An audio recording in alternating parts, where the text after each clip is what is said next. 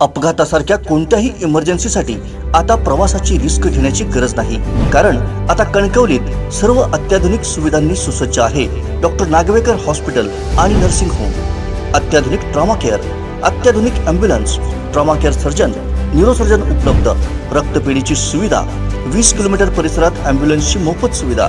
Doctor Nagwekar hospital आणि nursing home 24/7 emergency service. Mobile 9852 108 108 आणि 8803 108 108। एकनाथ शिंदे यांनी त्यांच्यावर असलेले 40 आमदार जरी आज अयोध्येमध्ये गेले असले तरी त्यांनी महाराष्ट्रातील जनतेचा विश्वास गमावलेला आहे। आज 40 अनेक आमदार हे चलबिचल झालेले आहेत, त्यांच्याकडे नैराश्य आलेलं आहे। आज अनेक लोकांना जी त्यांच्याकडे देताना जी आश्वासनं दिली ती पूर्ण झाली नाही आहेत। काही लोकांना मंत्री, काही लोकांना राज्यमंत्री अशी जी आश्वासनं दिली ती नसल्यामुळे त्या लोकांमध्ये चलबिचल आहे आणि त्यातले अनेक आमदार हे उद्धवजींच्या संपर्कात आहेत आणि त्यामुळे हे कुठेतरी एकत्र राहिले पाहिजेत म्हणून हा अयोध्येचा दौरा झालेला आहे।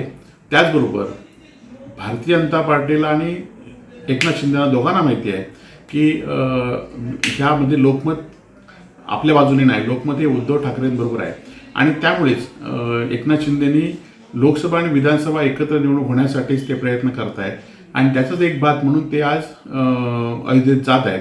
तरी पण त्यांनी काही केलं तर लोकांचा विश्वास त्यांनी गमावलेला आहे आणि त्यामुळे येणाऱ्या काळामध्ये उद्धवजींनाच खरं तर श्रीराम प्रसन्न होतील आणि उद्धवजींच्या नेतृत्वाखाली पुन्हा एकदा सरकार येईल असा आम्हाला विश्वास आहे।